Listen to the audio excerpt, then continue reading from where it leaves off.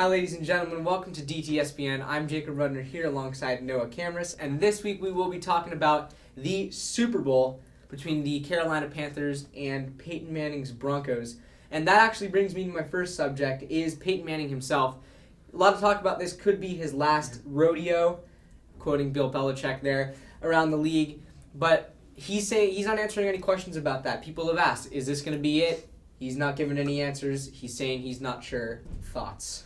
I think it's going to depend on the Super Bowl. I think if he wins the game, he'll go out on top.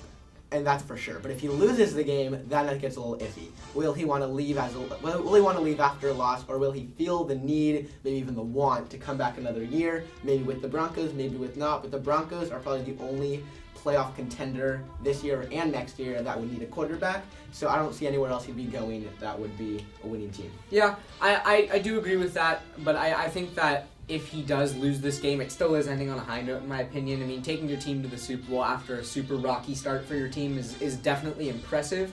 I think that the Broncos are a great team for Peyton Manning, and I think that if he does end up coming back, that's the spot he should be staying in.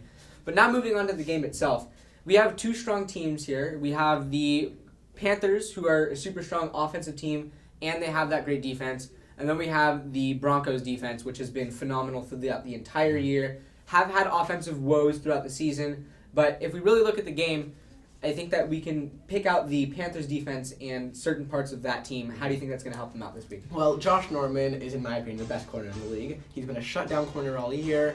He's really just throwing off quarterbacks, and he'll be a huge part on Demaryius Thomas. And then you look to the linebackers, Luke Kuechly and Thomas Davis, probably the best linebacker duo in the league. Luke Kuechly may be the best linebacker in the league. I mean, he has 2 pick sixes this playoffs in the last 2 rounds. And Thomas Davis, he broke his arm last game, but he said he's going to play. So they have that. And then their D-line, they have Kawan Short, who gets pressure every single time. And they have help from their linebackers. And all around, their defense is really, really good and will always stop a good offensive team, let alone the Broncos, who have had some trouble on offense. And also, they have a weaker side on that secondary over there. I mean, you have Josh Norman on one side. He's been phenomenal this entire year. I mean, some of the biggest names, Antonio Brown, I mean, they can't get anything against him. Julio Jones was shut down completely. I mean, all these people have been struggling so much against Josh Norman because he's phenomenal.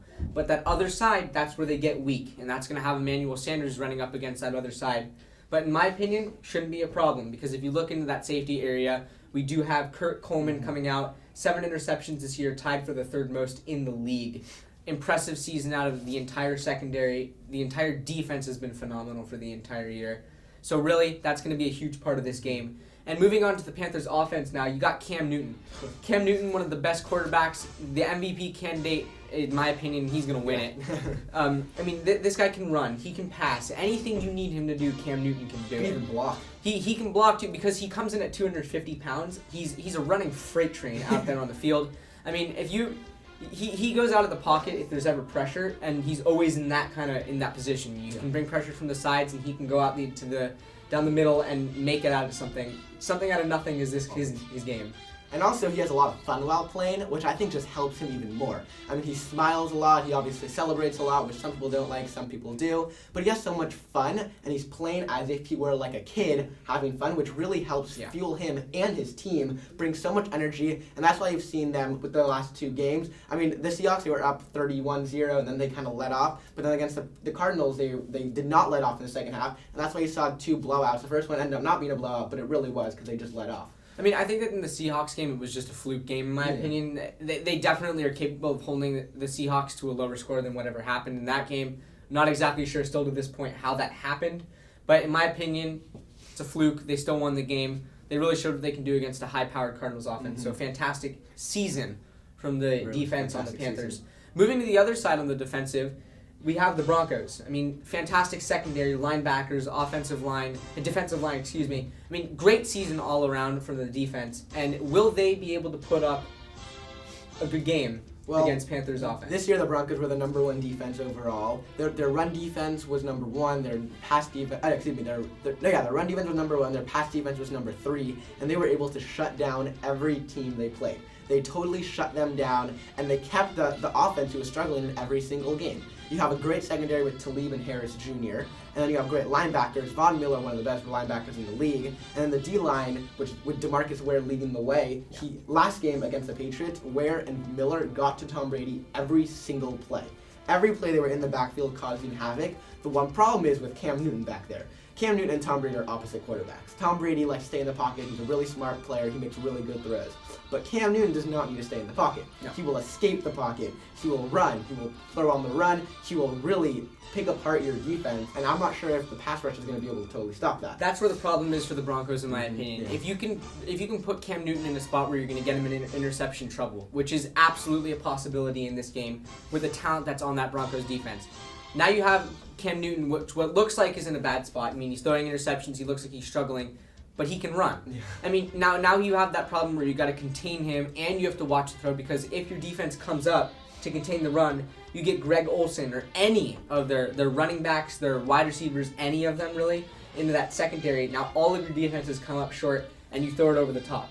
I mean, that's going to be a huge problem for this Broncos defense to see if they can actually pick apart the offensive strategies from the Panthers side. Yeah, the one thing they're going to need is a quarterback spy, and it can't be Von Miller, because Von Miller has to be able to be in the zone and be able to pass rush. So it's going to have to be either Danny Trevathan or Brandon Marshall. I'm not sure if they're capable of stopping Cam Newton. I don't know about that either, but we will see. Mm-hmm.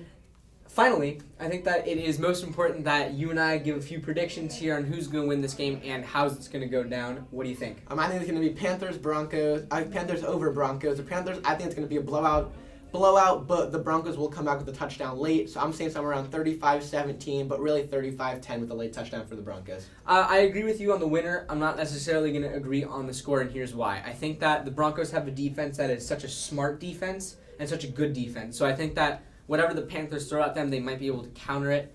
But is that going to be enough? In my opinion, no, because with defense, you need offense. So my final score here, I'm going 28-21 Panthers. But let's just remember, 2 years ago, the Super Bowl Broncos-Seahawks. The Seahawks have Russell Wilson. The Panthers have Cam Newton. Seahawks have a great defense. Panthers have a great defense. There are a lot of similarities between the Seahawks of 2 years ago and the Panthers this year, and the Broncos got crushed. And now Peyton Manning's just now older, and it's a little harder for him to play, so I'm not sure how he's going to be able to do that. So I kind of see a replica of that Super Bowl happening again. I don't think so. And honestly, here's why. I think that the Broncos have learned, first of all, from whatever happened that season, and I think that they've definitely improved as well. They did not have the same season that year as they did this year on defense, so really, it's going to be a whole different ballgame, in my opinion. Much closer, much more exciting to watch. So make sure to tune into that, and make sure to keep watching DTSPN. Thank you so much for watching this week's episode. We'll see you later. Up and down.